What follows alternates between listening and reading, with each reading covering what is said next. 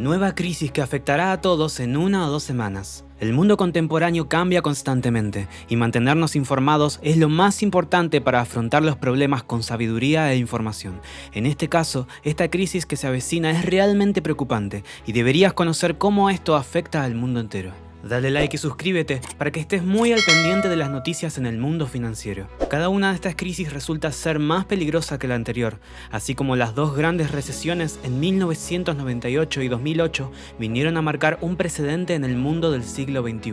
Bueno, aquí estamos, en 2023. Vamos a llegar a un punto en que la crisis es de las más grandes que la Fed ha estimado. Esta crisis es más grande que la capacidad económica que tiene la Fed de frenarla.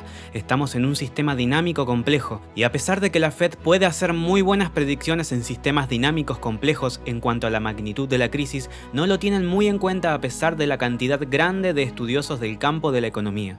Es muy difícil obtener el momento exacto, pero podemos decir que estamos en un momento algo incómodo, con mucha incertidumbre en el aire, porque hemos estado allí 2 veces en los últimos 25 años y estamos a pocas horas de cerrar todos los mercados en el mundo. Estas recesiones comenzaron casi de la misma manera, iniciando con un impago de Rusia en la fecha del 17 de agosto de 1998. Rusia incumplió su deuda externa y el rublo ruso se devaluó groseramente, lo que comenzó una crisis de liquidez global. Esto fue en todo el mundo. Muchos perdieron en Rusia aproximadamente $100 millones y en toda esta crisis 4.000 millones, porque en una crisis de liquidez la gente vende todo, no es una cuestión, es decir, si usted tiene bonos rusos, como no venden lo suficiente, se extiende ampliamente y no hay suficiente margen colateral, haciendo una especie de llamado a la gente que salgan de sus posiciones y vendan también. Esto es lo que genera una crisis financiera mundial. Para frenar esto se hizo una inyección de dinero de parte de la Reserva Federal. Para superar esto, todo esto llegando a pocas horas de cerrar el mercado del mundo. Esto volvió a suceder en 2008. Ahora te diré algo curioso. El banco Morgan Stanley estuvo a días de fracasar. Goldman Sachs, uno de los grupos de banca de inversión y de valores más grandes del mundo, también estuvo a punto de fracasar. Después de esto, la Fed entró y como fichas de dominó, todo el sistema económico formado cae. Pero hay una esperanza, un punto de rescate de cada crisis es más grande que la anterior y más peligrosa que la anterior. Para ello se necesitan activos que van a ser inmunes y te preguntarás ¿cuáles son? Pues la respuesta es tierras de bienes raíces, oro, plata y bueno, algo que no lo parece el arte. Ya sabes, el retrato de Warhol de Marilyn Monroe. Se estima que $200 millones podrían ser destinados en obras de este tipo y eso que solo empezó con $50.000 en la época de 1970. Otro tipo de activos inmunes son los recursos naturales, por ello obtener acciones de empresas que se basan en esto como Exxon es una buena inversión. Claro, es un ejemplo, ya que hay muchas maneras de protegerse, ya que si no lo sabes se lo decimos, regular la cartera de acciones no es bueno, ya que los bancos cuando estén en apuros, los fondos del mercado de dinero van a estar en apuros también. Ahora, aunque no lo parezca, el dólar ha sido una criptomoneda desde al menos 1979. Ese fue el último año en el que el Departamento de Tesoros de Estados Unidos emitió una nota de tesorería en papel. Tal vez los abuelos tengan uno de estos, pero muy pocos. Cupones, sellos y demás han pasado al desuso hace tiempo, por lo que el dólar ha sido digital y el tráfico de mensajes ha sido encriptado desde aproximadamente 1980.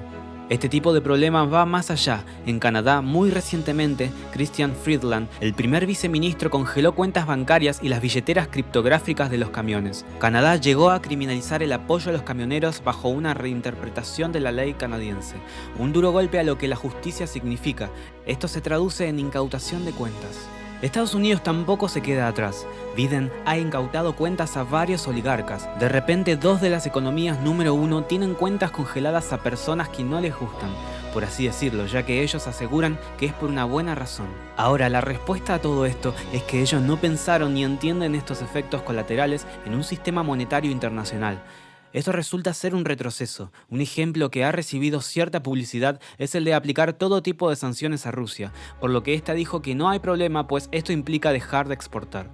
La exportación rusa de productos químicos y otros elementos que todos necesitan como un insumo importante en procesos de fabricación son importantes para la economía, además de que prohibieran las exportaciones de níquel y esto ha afectado a la industria de las baterías, lo que implica mala suerte en construir vehículos. Todas estas sanciones implican más pérdidas que ganancias, pues el valor del níquel sube estratosféricamente, en específico una relación de 4 o 5 puntos respecto a la bolsa, y esto no sorprende que la bolsa de metales en Londres cayera, tuvo tuvo que cerrarse. Ahora, quien perdió en específico fue un multimillonario chino que posee la mayor de las operaciones mineras de níquel más grande del mundo.